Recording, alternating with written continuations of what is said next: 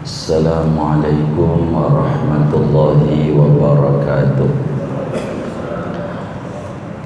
Bismillahirrahmanirrahim. Alhamdulillahi rabbil alamin.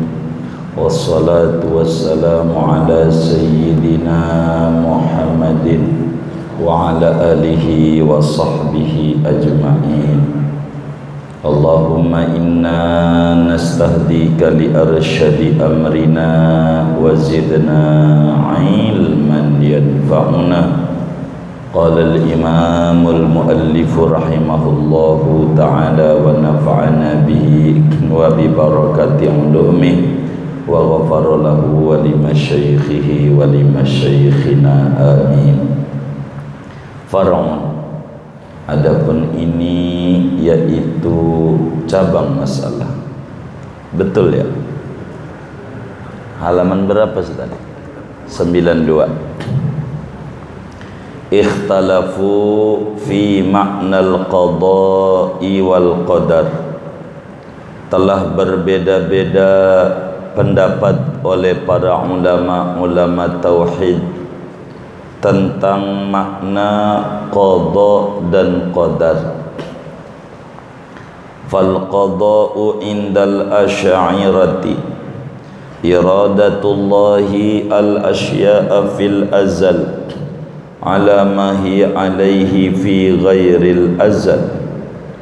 Maka adapun qada menurut ulama-ulama Asy'ariyah yaitu ketetapan Allah akan segala sesuatu pada zaman azali atas barang yang dia sesuatu itu berada di atasnya fi ghairil azal pada selain zaman azali. Wal qadaru, adapun qadar, indahum menurut mereka ulama-ulama Asy'ari, ijadullahil asya'a, yaitu mewujudkannya Allah akan segala sesuatu ala qadarin maksusin, atas kadar yang ditentukan, ala wifkil iradati, sesuai dengan iradat Allah. Fa iradatullahi al-muta'alliqatu azalan bi annaka tasiru aliman qada'un. Maka adapun iradatnya Allah yang berhubungan pada zaman azali dengan bahwa kamu itu akan menjadi oleh kamu yaitu orang alim, faqada'un, maka yaitu namanya qada'. Wa ijadul ilmi fika ba'da wujudika ala wifkil iradati qadarun. Adapun mewujudkan ilmu pada dirimu sesudah adanya kamu di jagat raya sesuai dengan iradat, yaitu namanya qadar. Wa amma indal maturidiyati, adapun menurut ulama-ulama al-maturidiyah, fal qada'u ijadullahil asya'a ma'a ziyadatil itqan ay ala wifqi ilmihi ta'ala.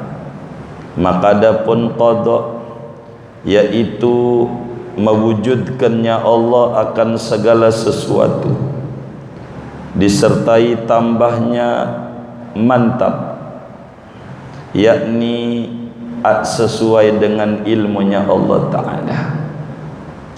Wal qadaru tahdidullahi azalan, adapun qadar yaitu menetapkannya Allah pada zaman azali, kulla makhluqin, akan segala makhluk, bihaddihi alladhi yujadu alaihi, dengan batasan yang didapati makhluk atas batasan itu, min husnin, daripada cakap, wa qubhin, dan buruk, wa naf'in, manfaat, wa durin, dan madarat, ila ghairi dhalika, sampai selain yang demikian itu. Ay ilmuhu ta'ala azalan sifatil makhluqat, yakni tauhnya Allah Ta'ala pada zaman azali akan sifat-sifatnya makhluk.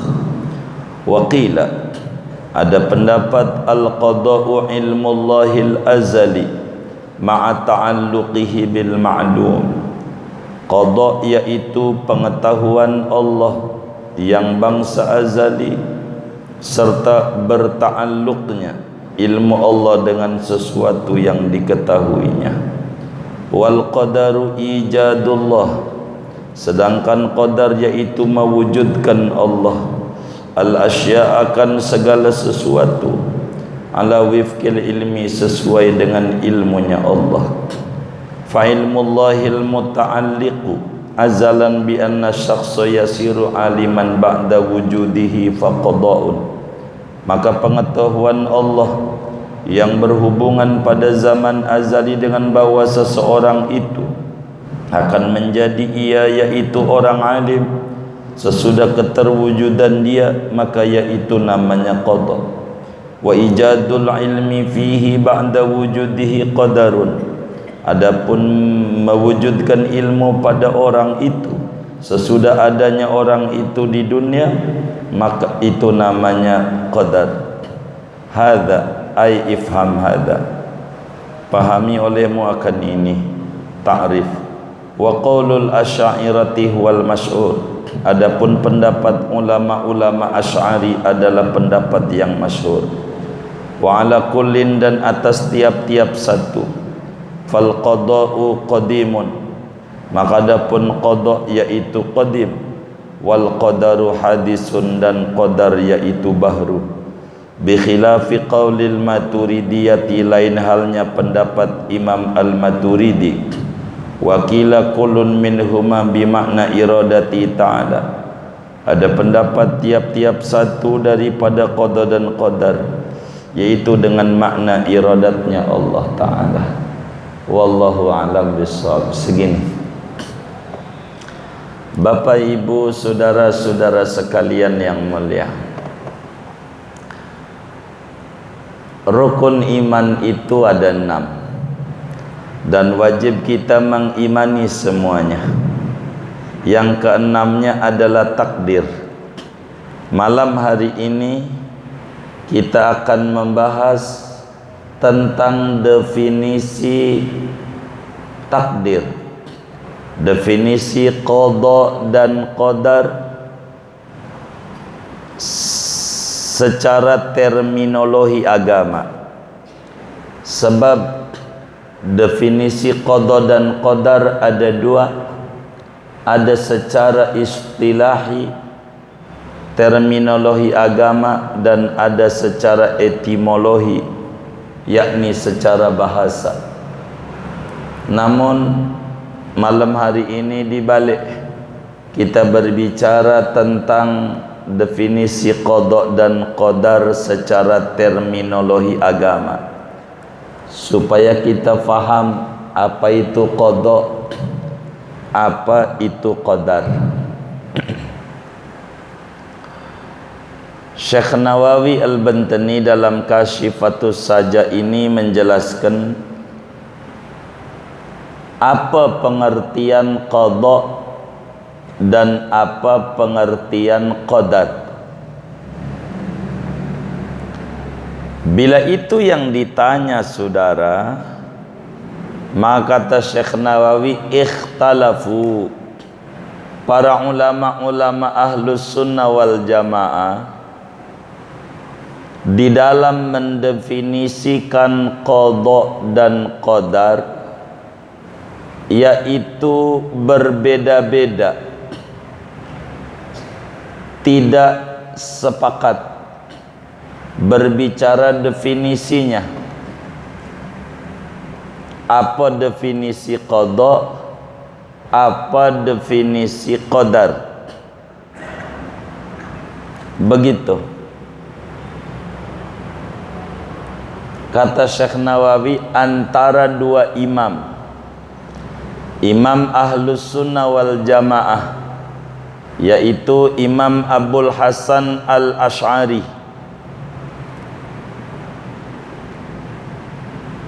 Kedua Imam Abu Mansur Al-Maturidi. Dua-dua ini namanya disebut Ahlus Sunnah wal Jamaah.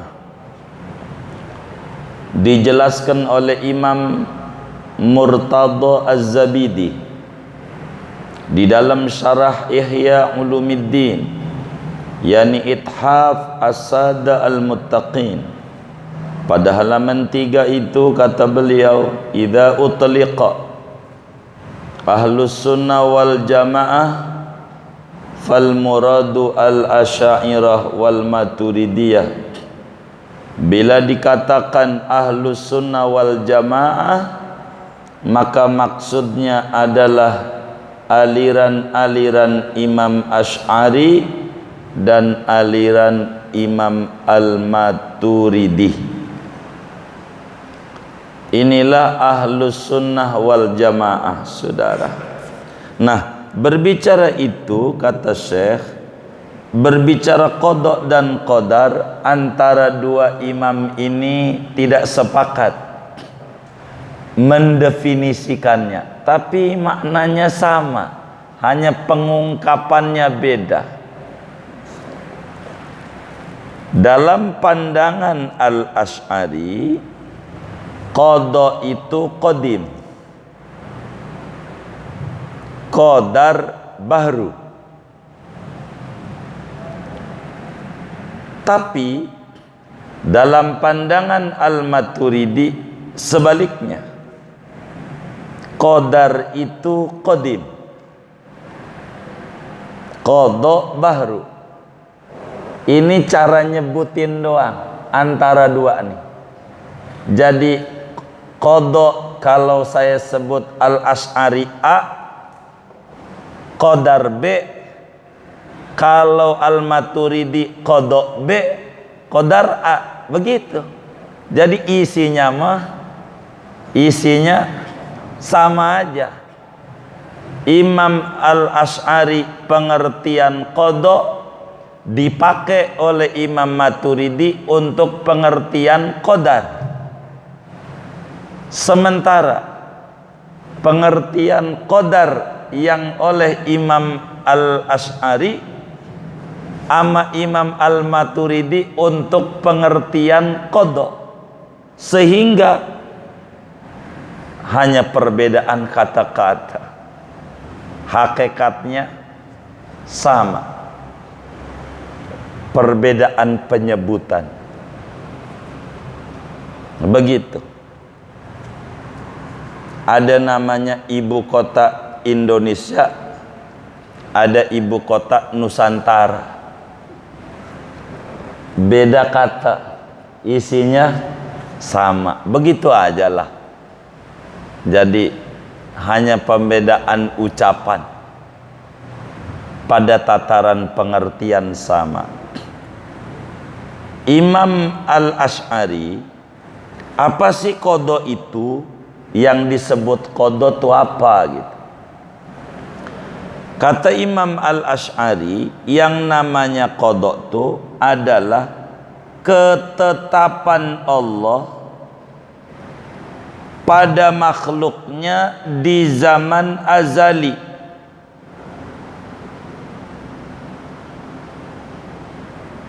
di masa mendatang.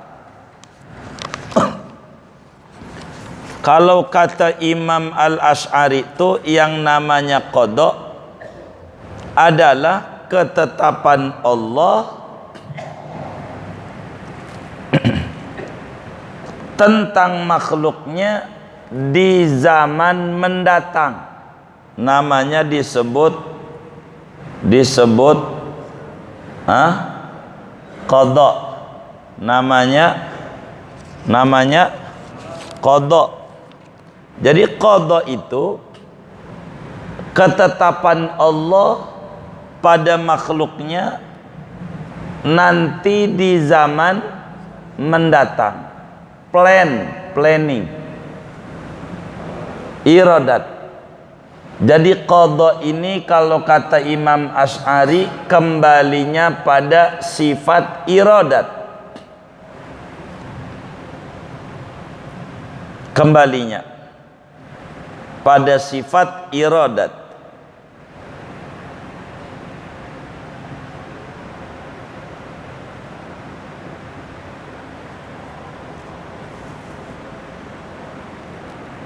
Sedangkan qadar adalah mewujudkan si makhluk pada ukuran yang ditentukan sesuai dengan qadanya. Namanya disebut qadar. Jadi qadar eksekusi, qada planning. Biar gampang memahami qada dan qadar, saya mau sederhanakan. Kita pengen bangun apartemen, rumah dah, pengen bangun rumah.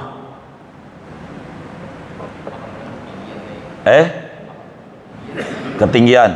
Oh iya, ketinggian. Kan ini lagi ngomongin tinggi sebetulnya. Gitu.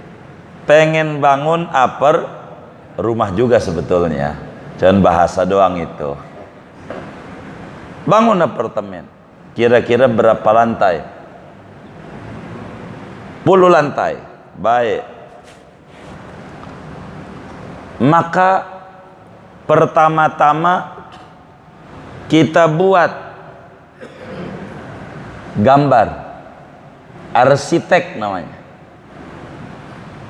Ini luas tanah sekian, nanti lantainya jumlahnya ada 10, dalam satu lantai harus ada parkiran, umpama gambar.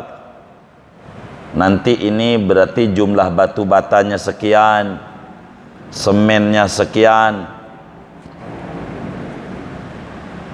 pasirnya sekian. Ini nih kalau bahasa kita nih namanya apa ini? Namanya ini lagi ngaji nih. Qada namanya gitu. Jangan keluar dari qada qadar, jangan. Biar saudara paham. Gitu. Namanya qada. Jadi menginginkan bangun apartemen di masa mendatang. Kan gambar, waktu digambar udah ada belum? Ya belum, kan di masa mendatang. Itu namanya qada. Dibangun sesuai dengan gambar, namanya qadar. Begitu. Biar gampang begitu. Itu qada qadar. Menurut Imam Asy'ari begitu tuh. Jadi sebelumnya Allah udah gambar dulu kita. Nanti bakal menciptakan makhluk namanya si Udin. Begitu. Nah, lahirnya dia dari ibunya si Anu. Gitu, ibunya Markona. Bapaknya si Anu, Mamat. Gitu, nanti ketemu nih, dia pacaran di bawah pohon pisang.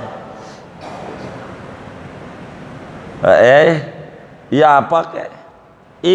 Itu plan tuh, plan. Iya. Nantinya orangnya begini. Nanti lahirnya di sini.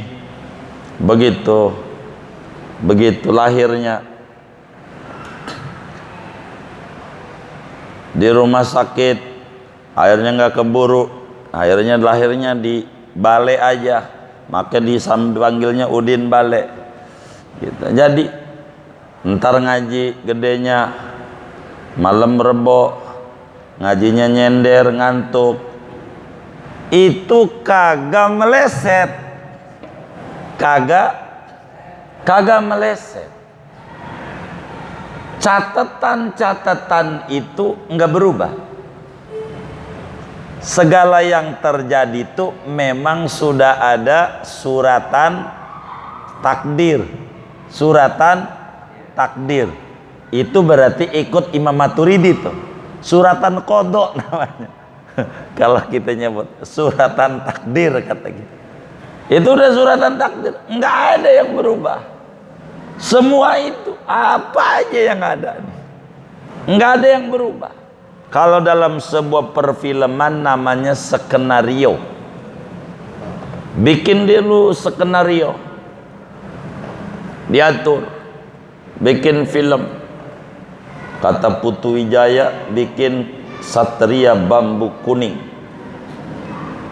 Yang cakep untuk jadi jagoannya Bari Prima aja dah. Begitu.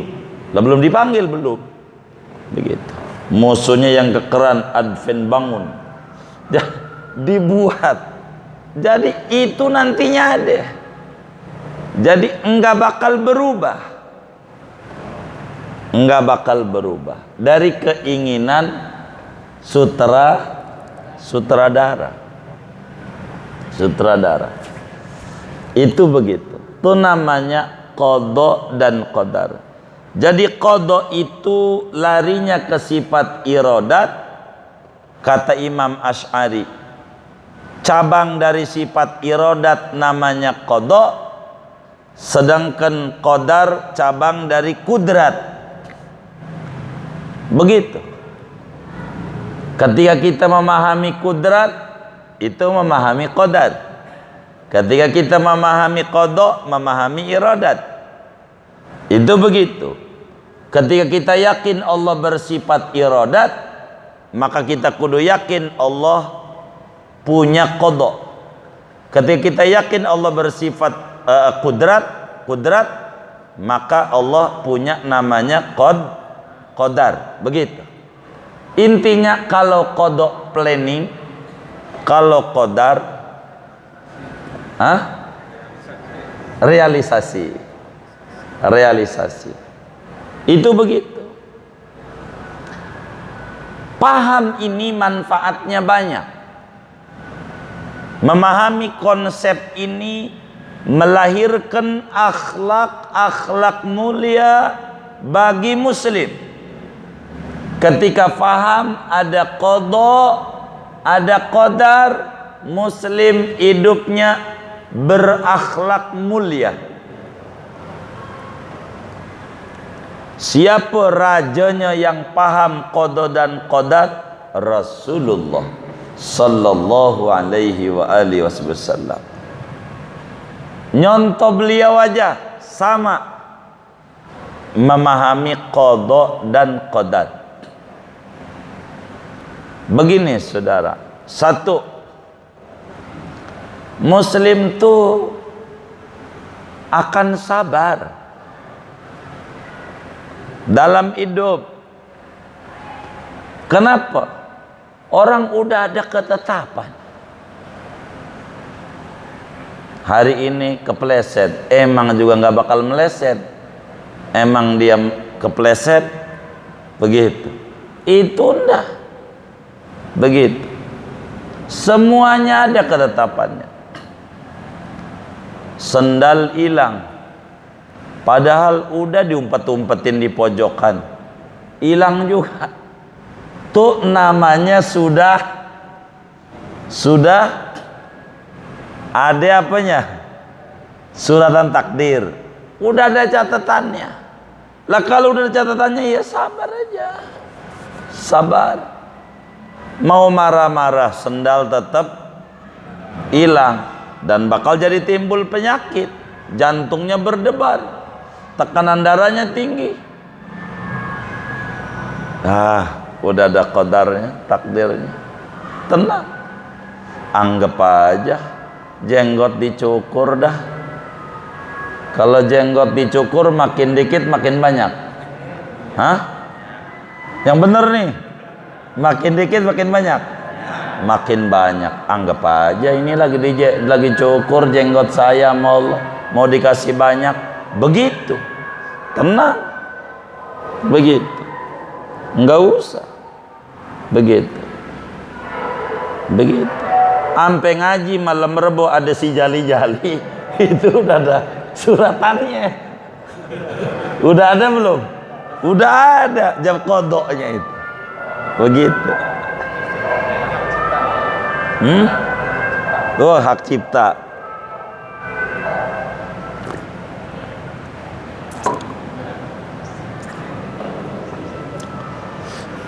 Kenapa? Kodok. Iya udah kodok. Itu namanya kejadiannya namanya kodar. Kan pas. Biar paham. Anggap aja kalau sendal hilang jenggot dicukur. Makin dikit makin banyak. Nah ini mau dibanyakin. Tenang aja. Gitu. Daripada marah-marah. Hilang juga. Balik kagak, lapor polisi, bayar lagi, bayar nggak sih? Iya bayar juga, begitu, bayar, begitu. Nanya sama dukun, lah kan kudu bawa sesajen, bener nggak? Lah iya, kata dukun, sampai merem-merem. Jadi begini. Sendalmu nih yang nyolong bukan orang jauh. Oh berarti si Anu nih, si Anu kata kita. Ciri-cirinya apa dukun? Ciri-ciri yang jelas. Dia merem lagi matanya. Takut fitnah doang. Wih. Kalau kita ngerti qada-qadar, ini sendal nih, siapa ini Pak Dukun? Bukan orang jauh. Mana mungkin orang Papua tahu Karang Tengah, begitu? Nggak tahu dia nyelip-nyelip ke sini, nyampe juga ora. Mesti orang deket lah. Itu sih nggak usah pakai merem-merem, gue juga bisa. Begitu jawabnya. Begitu jawab aja. Bener nggak? Mau ngapain? Begitu nggak kayak begitu. Bikin capek-capek. Dia merem lagi. Ada yang benci ente ini. Ya emang juga begitu. Orang hidup buruk kita. Nabi Muhammad aja ada yang benci. Yang akhlaknya bukan lagi kita. Itu sih biasa. Kata dukun, pintaran pasien nih. Begitu. Orang udah ngaji malah merebok. Begitu. Begitu jawabnya. Jadi begitu. Sabar. Kenapa? Karena yakin udah ada qada dan qadar dari Allah, sehingga sabar menghadapi musibah. Paham. Kata Ibnu Athaillah dalam hikamnya, liyukhaffif alamal bala'i minka ilmuka bi annahu subhanahu wa ta'ala huwal mubli. Pengetahuan Anda, keyakinan Anda yang memberi cobaan ini Allah dengan kodoknya dan kodarnya akan meringankan beban derita yang ada. Begitu, beban derita yang ada. Begitu. Cuman kita jadi makhluk kurang paham. Kurang paham. Pahamnya belakangan. Nah itulah makhluk, pahamnya belakangan. Ada orang, dia punya cewek, punya pacar, punya kekasih, punya yang dia demenin. Tapi satu dan lain hal akhirnya menikah dengan orang lain. Dia menikah. Selang beberapa waktu istrinya meninggal. Dia marah sama Allah. Kenapa istri saya kau cabut ya Rabb? Salah saya apa? Padahal Allah paham. Akhirnya dia menikah. Emang juga dari dulu gua tuh udah ngincer lo. Begitu kata dia. Jadi cara Allah. Akhirnya dia nikah. Begitu. Itu namanya hikmah, pas tahu. Namanya hikmah. Hikmah tuh munculnya belakangan. Maka kita harus cari itu hikmah supaya kita tenang. Lihat Rasulullah kan dibenci sama Abu Jahal luar biasa, diombang-ambing, biasa aja. Ada Allah qadanya, fokus aja. Begitu. Coba dah kalau keganggu, kan jadi panjang urusan. Begitu. Ngapa no Abu Jahal ya, kelakuannya kayak begitu, gua ambil duitnya kagak, apa kagak, lah kan gak bisa tidur-tidur, meremelek kan gak begitu. Ada qada, biasa aja dalam hidup. Begitulah hidup. Ini qada, eksekusinya, realisasinya namanya qadar menurut Imam Al-Asy'ari. Keyakinan ini memunculkan kepada kita kesabaran. Kedua, keyakinan dengan qada dan qadar ini akan melahirkan akhlak mulia pada kita, namanya keberanian. Keberanian, semangat. Kalau main bola dicontohkan itu orang-orang barat, Eropa, orang Amerika itu paham qada qadar. Kalau belum 90 menit mau kalah ke mau kagak kendor mainnya. Kagak, terus saja. Padahal udah menang, nggak nyantai lah. Udahlah, udah menang ini kagak. Itu namanya paham. Kalau di dalam dunia qada dan qadar pada bab ibadah, kayak begitu. Kudu ikhtiar. Kayak begitu. Namanya mengerti qada dan qadar. Akan menjadi berani. Kenapa kaum muslimin tempo dulu berani perang?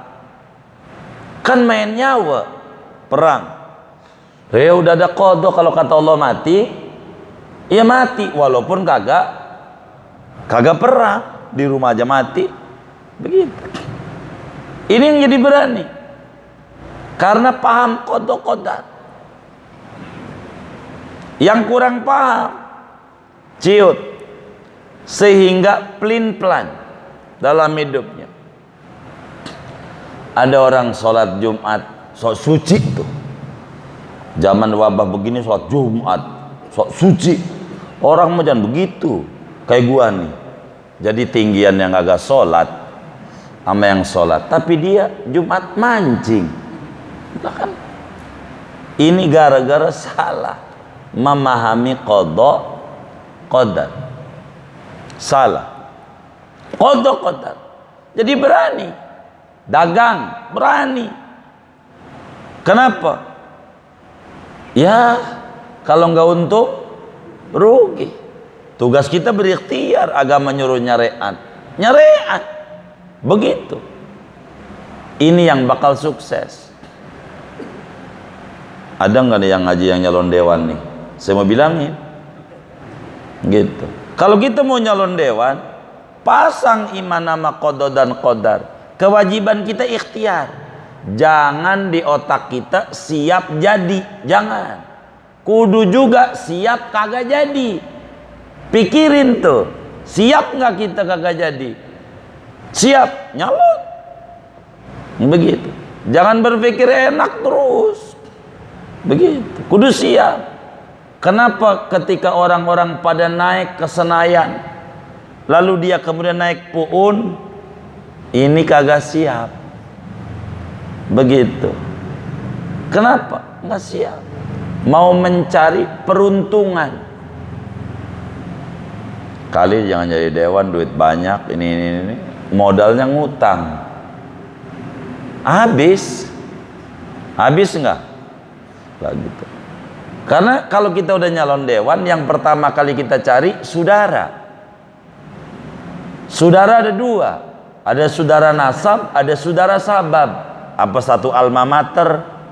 Kita SMP-nya bareng, datang begitu, kumpul begini, abang-abangku sekalian, supaya anak-anak SMP ini ada keterwakilan di Senayan. Jadi aspirasinya jadinya ini, ya saya ini mau nyalon dewan, bagaimana? Itu semuanya di depannya luar biasa. Enggih. Pas dia keluar, enggak, begitu. Itu di depan. Cakep dah emang, cakep, luar biasa emang begitu. Pas sudah ngeloyor, karena nggak bawa apa-apa, cuman bawa aqua doang, itu juga aqua gelas, gitu. Bawanya kayak begitu mineralnya. Dia bilang langsung aja sama temennya, pret yang kayak begitu nyalon dewan, pret. Apa tuh pret tuh ya? Itu penghinaan itu, begitu. Ada nggak yang model begitu? Iya, banyak. Itu begitu saudara. Maka kita kudu siap digituin. Kudu siap kalah, siap menang. Dagang kudu siap rugi, siap untung. Hidup di dunia kudu siap diuji. Ini namanya al-iqdam wasyaja'ah. Yakin dengan qada dan qadar melahirkan keberanian dalam hidup. Orang dunia menegeri ujian, udah biasa ujian. Kalau nggak mau ikut ujian ya jangan hidup begitu. Orang hidup, orang dunia udah dikodoin sama Allah. Dunia ini tempat ujian, udah dibilangin. Ibarat laut ada ombak. Emang dari dulu sebelum kita lahir laut ombak begitu, kadang kecil kadang gede sampai niari. Tugas kita bukan nyela ombak, tugas kita ngendaliin perahu kita, bagaimana ngadepin ombak kecil, bagaimana ngadepin ombak gede supaya perahu kita selamat dari Tanjung Priok ke Tanjung Karang. Begitu dunia, negeri ujian. Sejak kapan? Sebelum kita lahir. Kalau kata orang Karang Tengah, dari zaman Ki Benen gitu, Ki Benen gitu ya kan, begitu. Itu udah negeri ujian. Ampe niari nggak berhenti, kagak. Emang udah karakternya. Tugas kita bukan nyela ujian, tugas kita mengendalikan hati kita. Bagaimana ngadepin ujian kecil, bagaimana cara ngadepin ujian besar supaya selamat dari dunia sampai akhirat. Tuh begitu. Jadi biasa aja, berani. Ketiga, doa. Muslim kenapa doa? Begitu, karena ada qada Allah. Nabi udah sampein la yaruddul qada ila doa. Yang bisa menolak takdir doa ada. Begitu. Ada qada mu'allaq, ada qada mubram. Doa. Kenapa orang-orang pada doa, pada baca sholawat, pada baca ini, baca itu? Karena yakin sama qada qadar, sehingga dia berani berdoa. Hidupnya akan mulia akhlaknya kalau orang memahami qada dan qadar untuk dunia. Dan harus paham, jangan dilarikan ke agama, larikan ke perintah. Ini yang kesalahannya orang. Qada ini hubungannya dengan izin Allah, tidak ada hubungan dengan ridha Allah. Kalau ridha Allah hubungannya sama perintah Allah. Bila qada atau perintah, di sana ada ridha. Jadi ridha dengan qada, ridha dengan makdi beda. Jangan ampe kita begini nih, bang yuk sholat yuk di Masjid At-Taqwa. Lo jangan ajak-ajak gua sholat. Nanti juga kalau gua dapat hidayah dari Allah, gua sholat tanpa lu ajak. Ada nggak yang kayak begini nih? Yang mana orangnya? Ini konsep yang keliru. Di dalam memahami qada namanya. Salah yang kayak begini. Salah. Kan ketentuan Allah. Iya, ketentuan Allah. Tapi kita disuruh nyarean. Kalau begitu saya mau jorokin ente dari lantai 2 Masjid At-Taqwa. Mau nggak? Kan qada Allah. Tapi kan lu yang dorong. Begitu akhirnya. Nah, yang males lu, jangan nyalain Allah. Begitu. Bilang aja, bang, sholat yuk. Gua males. Udah gitu aja yang jujur, enak. Jangan sampai belum dapat hidayah. Belum dapat hidayah. Begitu. Ini salah namanya. Itu namanya salah memahami konsep qada dan qadar. Sehingga kata Syekh Nawawi, qada itu adalah mana itu? Qada itu adalah Allah Subhanahu wa taala menetapkan di zaman azali engkau menjadi orang alim. Di zaman itu namanya qada. Ketika ada di dunia kau belajar, kau jadi ini, akhirnya kau jadi alim, itu namanya qadar. Allah ditetepin di sononya kau kaya. Dari sononya, maka kemudian itu diwujudkan di dunia jadi orang kaya, itu namanya qadar. Dari sini nggak bakalan sombong. Mau sombong apa? Udah ada ketetapan Allah. Kita mau cuman jalanin program Allah. Mau ngapain? Alim sombong, mau ngapain? Kaya sombong, salah dia.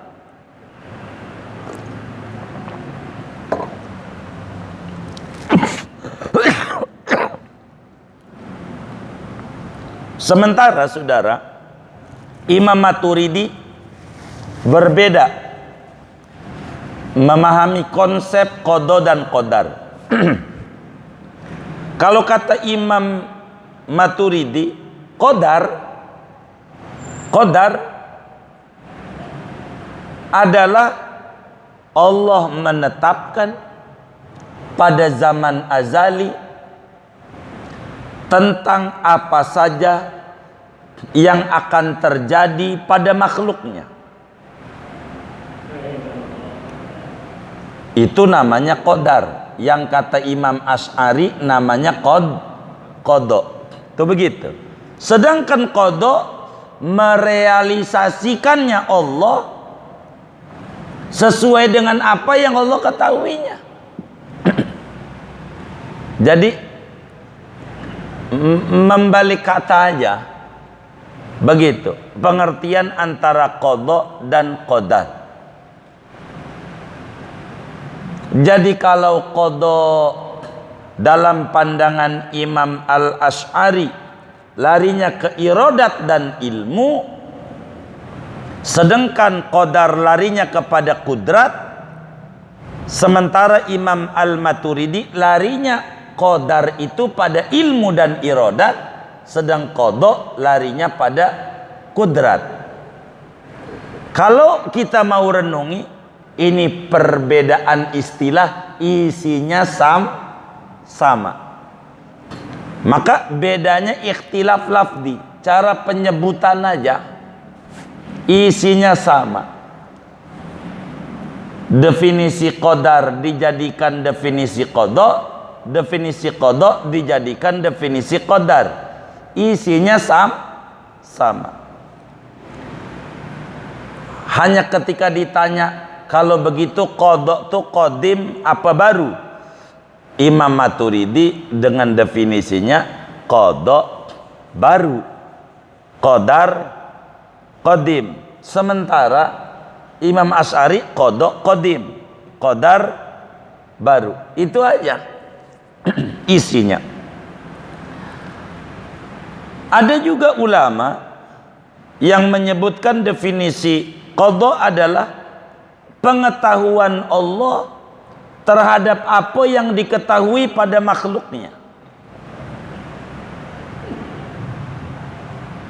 Ada ulama mendefinisikan larinya kepada sifat ilmu, sedang qadar larinya kepada sifat kudrat. Ada. Singkatnya, dari berbagai definisi, ikhtilaf ini hanya lafzi. Di permukaan saja secara esensi sama. Ada namanya planning, ada namanya realisasi, begitu aja. Bila dikata planning itu disebutkan sebagai qadar, bila kemudian salah yang satunya disebut sebagai qada. Realisasi ada yang disebut qadar, ada disebut qada, isinya sama. Begitu. Ala kulli hal, saudara sekalian yang mulia, keimanan kepada qadar ini kita harus pahami. Lalu apakah manusia itu adalah laksana bulu ayam ketika kita menyoroti ini, yang tidak punya keinginan? Ada angin ngidul-ngidul, angin ngilir-ngilir, ada angin ngulon-ngulon, ngetan-ngetan. Enggak begitu cara memahami takdir. Hubungannya takdir ini, qada ini pada manusia, berbicara makhluk yang dicipta Allah, ada dua. Ada yang tidak punya ikhtiar, enggak ada ikhtiarnya. Yang tidak ada ikhtiarnya, pastikan enggak ada ganjaran, enggak ada dosa. Yang kagak ada enggak ada upaya murni dari kita. Kayak contoh, kita jadi laki-laki, kita jadi perempuan, mau kita mau Allah. Mau kita mau Allah. Mau Allah. Ini enggak ada ganjaran. Apa dia laki, apa dia perempuan, enggak ada. Kita lahirnya di Indonesia, apa kita lahir di Arab, itu mau Allah, kagak ada ganjaran. Kagak ada. Kita hidungnya pesek, apa hidungnya mancung, enggak ada ganjaran. Kulit kita hitam, putih, yang di luar mau kita ini, enggak ada ganjaran, enggak ada siksaan. Namanya enggak ada kasab. Tapi ada kecenderungan manusia berbeda, diberikan akal oleh Allah. Disinilah tempat syariat berjalan. Kita kaya, kita miskin, enggak ada ganjaran. Kita kaya, enggak ada ganjaran. Kita miskin, enggak ada ganjaran. Begitu juga enggak ada dosa, kaya, enggak ada dosa, miskin. Di mana letak ganjaran dan dosa? Mensikapi setiap takdir yang terjadi. Di sana ada dosa, di sana ada ganjaran. Mau diarahkan kemana keinginan dirinya? Kaya, dua kemungkinan yang kita bisa jalankan: syukur, sombong. Miskin, sabar, mengeluh. Di sanalah kita disuruh untuk ikhtiar. Di sanalah ada ganjaran. Begitu. Semuanya. Sehat, sakit, dari Allah. Ada ganjaran? Enggak ada sehat. Sakit? Enggak ada. Enggak ada ganjaran. Ada ganjarannya bagaimana mensikapi sehat, bagaimana mensikapi sakit. Kalau mensikapi sehat dengan hura-hura, salah dia. Begitu. Mensikapi sakit dengan mengeluh terus, salah juga. Begitu. Inilah yang disebut manatut taklif. Hubungannya anak perintah Allah dan larangannya. Sebab kita bisa bedakan antara gemeter belum makan sama goyang tangan nonjok orang. Beda apa sama?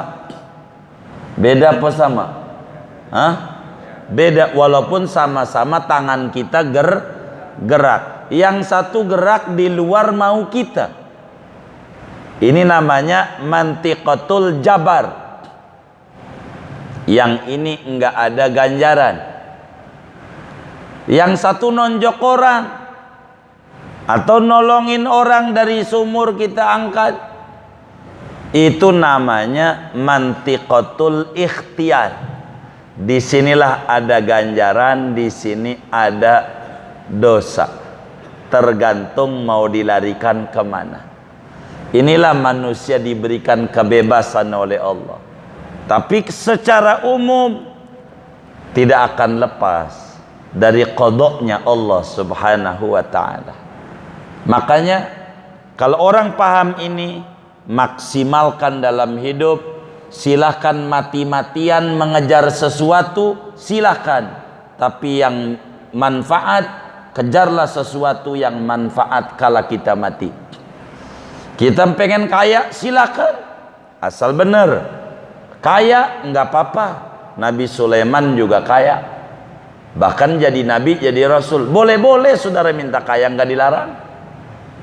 Saudara miskin, Nabi Isa, boleh. Yang penting perilakunya kayak begini. Saudara jadi karyawan, boleh. Seperti perilakunya Nabi Yusuf. Saudara sakit, boleh. Asal seperti perilaku Nabi Ayub. Yang mana? Yang semuanya itu bisa nyampe sama Allah subhanahu wa ta'ala. Ini yang disebut memahami qada dan qadar. Maka muslim itu ketika paham qada dan qadar, optimis. Hidupnya nggak pernah pesimis. Udahlah, emang gua mau udah takdirnya. Emang dari dulu bapak gua juga miskin, gua juga udah miskin, udahlah. Iya kagak begitu. Emang lu malas? Begitu. Karena kita ada mantiqatul ikhtiyar. Ada usaha. Ada usaha. Dari usaha inilah punya nilai dari Allah subhanahu wa ta'ala, laha makasabat wa 'alaiha maktasabat. Ala kulli hal, definisi qada dan qadar berbeda tapi intinya sama antara Imam Asy'ari dan Imam Al-Maturidi. Secara hakikat sama. Samanya di mana? Ada planning, ada realisasi. Sama. Cuman penyebutan planning apa, penyebutan realisasi apa, ini saja yang beda, isi sama. Maka berbicara qada dan qadar, kita jangan pikirin takdir kita nggak paham, karena kita bukan Tuhan. Kita ibadah aja, ngaji aja. Takdirnya surga, ya terserah Allah dah, karena bukan bagian itu kita mau bagiannya ikhtiar. Untung rugi terserah Allah. Begitu. Orang dagang biasa, kalau nggak untung rugi, begitu. Udah biasa aja. Jadi nggak usah kita jadi pesimis. Maka dari sini muncul banyak akhlak, ada tawakal, ada sabar, ada syukur, ada doa, ada berani, ada optimis, ada macam-macam. Dari begini, kalau kita faham tentang qada dan qadar, akan menarik di dalam hidup kita, menjadi semangat hidup kita. Tuh udah disuruh di stop, segini aja, buat tanya jawab aja. Ada yang ditanya mungkin? Ada yang bertanya, kami bersuara.